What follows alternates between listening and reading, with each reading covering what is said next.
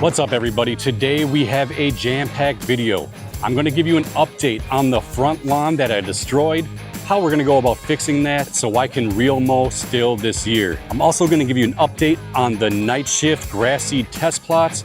The Dark 30 is looking absolutely phenomenal right now. I'm gonna answer a couple questions about dark matter and neighbor's envy. There's two questions I've been getting all year. We're gonna put both of those down and I'm gonna answer those later in the video. And also I'm gonna give you an update on the Dark Legend overseed on the side lawn. Plenty to do today. Let's get into it right away. All right, first off, before we get into anything in the video, I do want to remind you guys, if you bought night shift grass seed this year, we are holding our annual contest, giving away 10 bags of grass seed, matching your order up to 100 pounds for the winners. So all you have to do is submit your before and afters to contact@thelawnlife.com. We'll judge those and 10 lucky winners will win grass seed. Also, we're gonna be giving out consolation prizes this year. There were so many entries last year. I felt really bad, like there should have been so many more winners. We're gonna give away Lawn Life hats as well. Eventually they're gonna be up for sale on the website. I just haven't had time to put them on the website right now. I'd rather just give them away to you guys that deserve it. So definitely send in those before and afters to contact@thelawnlife.com. Now let's get into it. All right, update time on the front lawn. For those of you that are new, I had this at like 1.5 to 2 inches, and I decided I wanted to real mow again, so I cut it all the way down to 5/8 of an inch, made it look like complete garbage, and now a week later, this is what it looks like. It is getting green again, which is awesome. I mean, look across the street, Sanders is absolutely killing it right now. That is so dark back there. Holy, he must have just put down some fur because that's like crazy dark. Good job, Justin. But back to this, it is starting to green up. It's starting to grow out. Now, if we get very close, you can see the grass blades are growing straight up. What we need them to do is tiller and start growing out. So we need to mow this ASAP. The more you mow this, the more lateral it's gonna start growing because it's gonna be like, oh, I can't grow up. I can just keep getting cut. So it's gonna start growing to the side and filling in everything. One bummer about choosing to start real mowing again right now is this tree is like the first to turn orange and yellow and start losing its leaves. Real mowers don't suck up leaves. So that was the one nice thing about the Massport. I can just go in and mow and then it would suck up all these leaves. We don't get that with the real mower. So we are gonna move up the height of cut to 7/8 of an inch.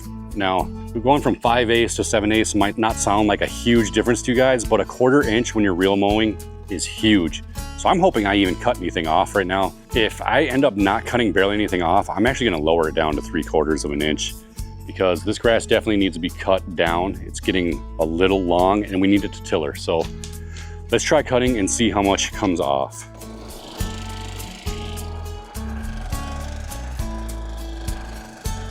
So I remember when we were driving in your car, speed so fast I felt like I was drunk. City lights day out before us and your arm felt nice wrapped around my shoulder. And I had a feeling that I belonged. I had a feeling I could be someone, be someone, be someone. All right, some of you might be like, congratulations, you just made your lawn look like crap again. It looked way better before you mowed. And yes, it did, but this is part of the process. I might have cut off a little more than I wanted. I didn't realize how long it was. But if you look, there's definitely enough green in places where this stuff's gonna start spreading. So the thing is, you don't want this thing growing up and down like it was. I mean, if you looked before, this grass was definitely just growing up and down like this. We need it to start shooting off tillers to the side. And you're not gonna get that if you just let it grow straight up. So we're at the point with this thing where I need to start mowing every single day, forcing it to tiller. There's no more taking days off or anything like that. Even if it rains, I think I need to get out here and just give it a trim. So from here to the next couple weeks, I think this is an everyday chore. I need to mow every day. I think I'm gonna throw down, oh, what am I gonna do? So I still need to wait a few more days before I can give it another pop of dark matter. I'm wondering if I put down neighbor's envy or not, just to give it a quick, really fast jump. But that's gonna be TBD. It's kind of windy. I for sure gonna put down neighbor's envy on the back. He's turning into a lawn dog. Follows me around everywhere. Little mini Emmett. Come on, buddy. Little mini Emmett. Having fun, huh? It's hot out here. Look It's hot out here, huh? So here are our night shift elite grass seed test plots. For those of you that are new, we have 6 different varieties in here. Kilo runs through it to try getting attention from me. I don't think you have any idea how fast I really am. I'm fast as boy. All right, on the very far right, we have our night shift perennial ryegrass, which is Fireball Hat Trick. The next plot right here is our Thunderhead, which we don't have right now. We're working on it. I think next year we're gonna have Thunderhead. If you guys are interested, let me know if you're interested in this Thunderhead, and I'll go ahead and try sourcing it. I thought we were gonna get it this year, not able to do it. Right here in the middle, which is the darkest by far, is Dark 30. Next one over is the Night Shift Turf Type Tall Fescue Blend. This one right here is the Night Shift Dark Legend. And on the very end right here is the Kentucky Bluegrass Blend. Now all of them look super dark. They look somewhat similar, but the perennial ryegrasses are definitely darker. The Dark 30 is ridiculous right now, how dark it is. Now what's really awesome is the Turf Type Tall Fescue is keeping up better than I thought they would, because Tall Fescue usually isn't as dark as perennial rye. But what you have to remember is these things are only like a month and a half old. The rye is gonna get way, way, way, way darker.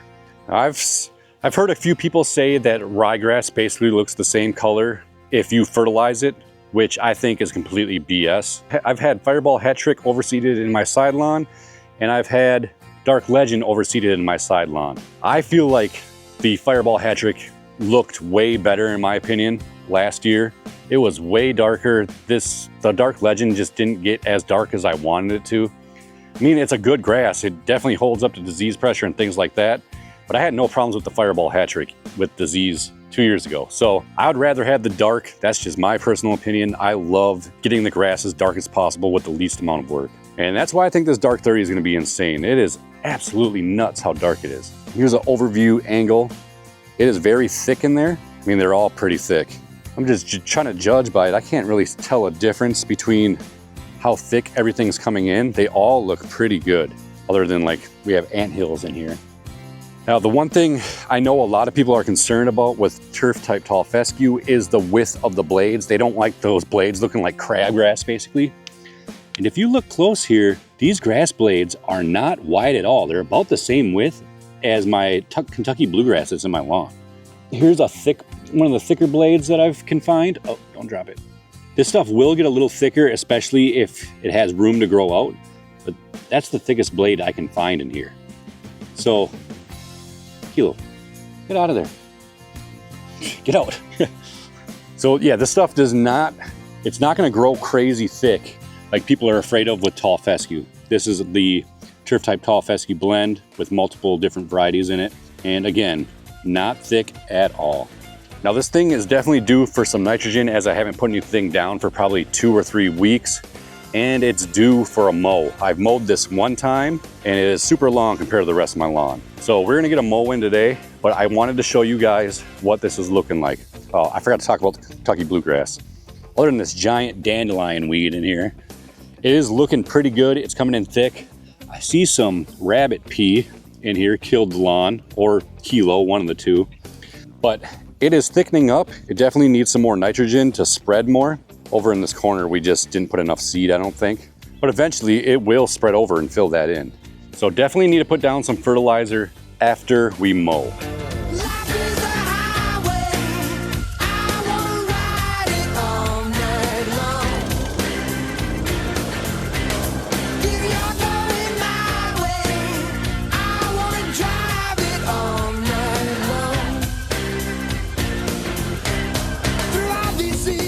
OMG. Holy crap. Look at that. Wow. That is insanely dark when you stripe it. My goodness. Look at that. Oh, would you look at that? Just look at that. Would you just look at it? I mean, just look at it. Yeah. Jeez. All right, you guys. That is mind-blowing dark. This Dark 30. My goodness. It's starting to look blue almost. I really don't even know what to say about this color. Absolutely insane. I think I missed putting seed down in these parts. Well, KBG, I know I didn't go far enough out. I think I missed some seed over here as well. And that's tall fescue, so that will not fill in the spot. My Kentucky bluegrass from right here might go over and fill it in, but wow, that color is just unbelievable. Can't even get over it. So yeah, if you guys want darkness on a whole different level, night shift's the ticket, obviously. This has night shift in it even, but I overseeded the turf type tall fescue in this last year, which it got it much darker, but I have a whole salad bar of different grasses in here, and I have a very aggressive Kentucky bluegrass in here as well that's not very dark.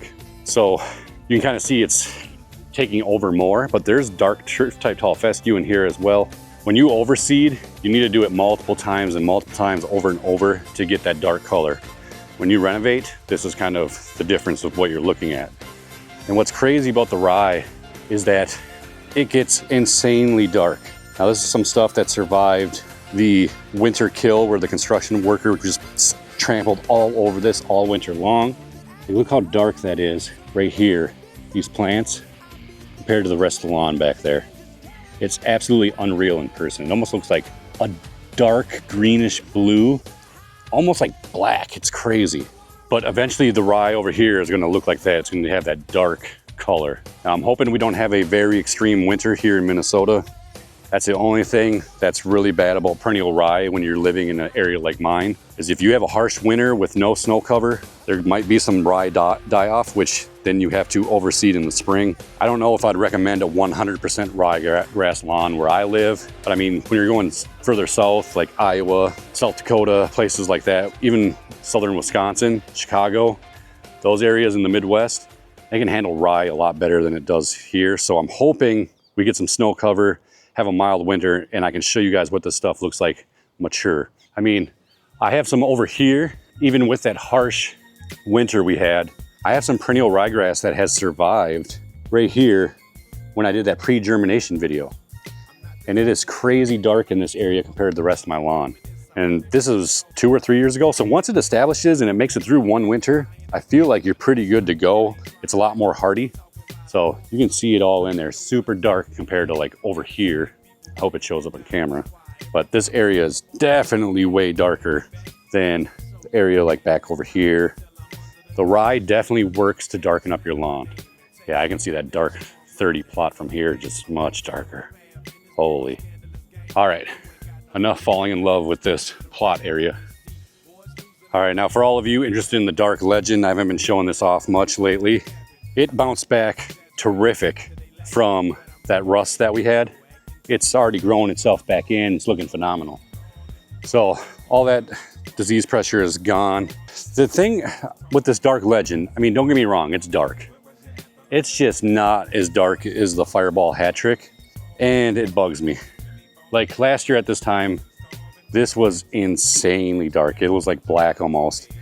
And now, I mean, it's dark, it's green, it looks good, but it just doesn't have that pop like the Fireball hat trick did.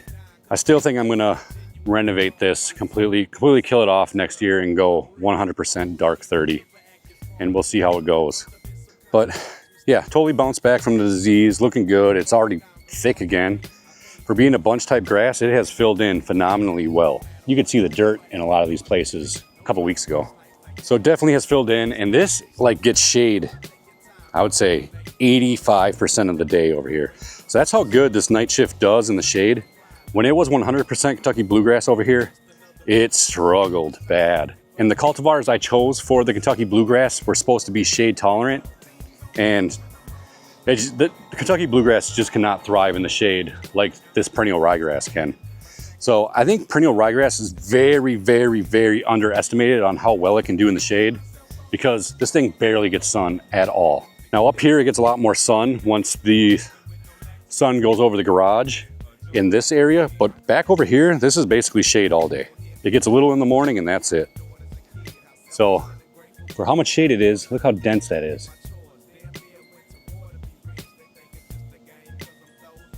I mean, that is phenomenal.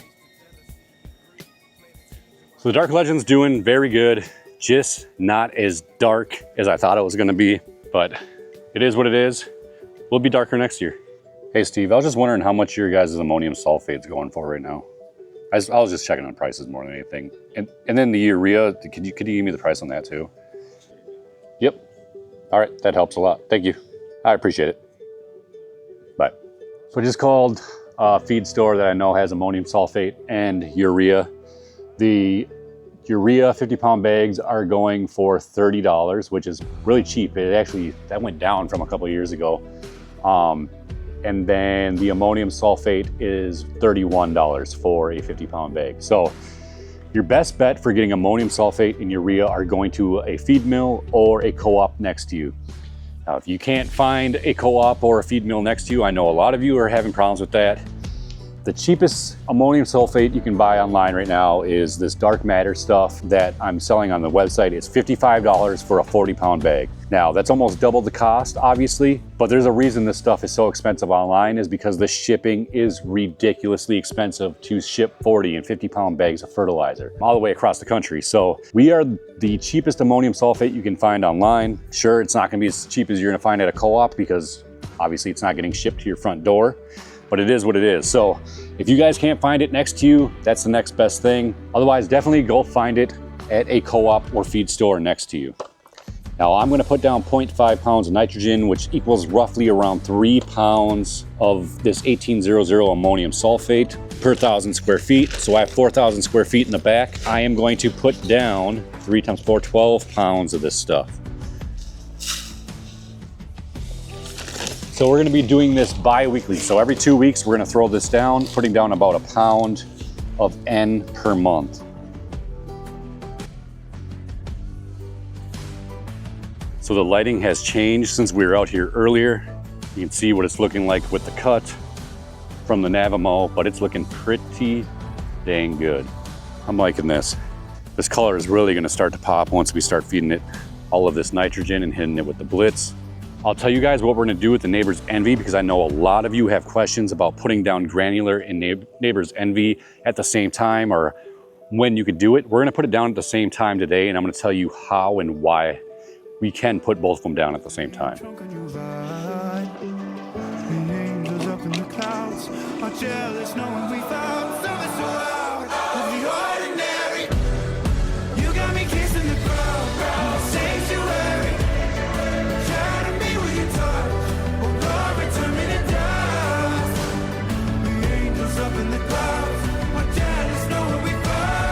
All right, you guys, I've been getting a ton of questions on Neighbor's Envy when it comes to two things.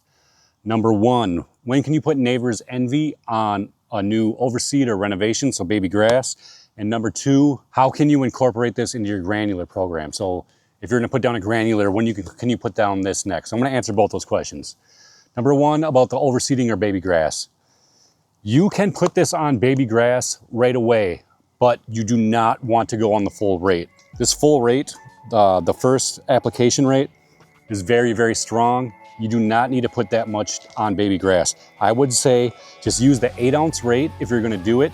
Do not go over that. Do not get crazy and think that you're gonna make the grass grow faster. It's just kind of playing with fire. The baby grass doesn't need all those nutrients right away. Sure, it needs the nitrogen, but you don't need to get crazy with this stuff.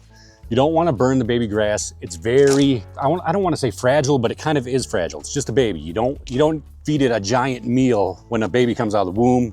You kind of spoon feed it, if you know what I mean. So you can put down the 8-ounce rate on an overseed if you would like.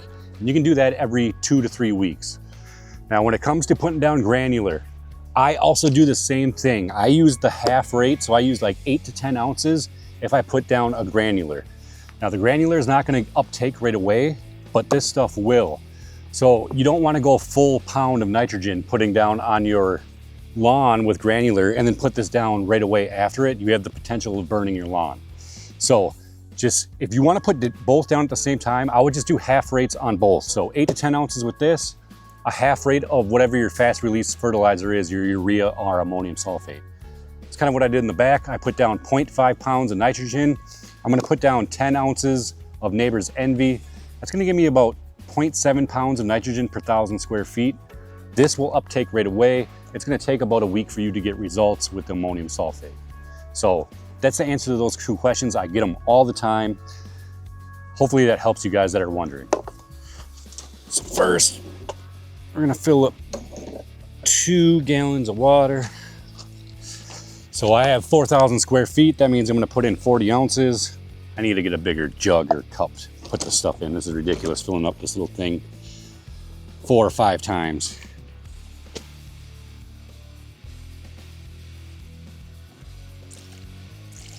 It's spilling all over the place. I'm actually gonna do 8 ounces per 1,000. I think I spilt every single time. Definitely time to invest in a new measuring cup.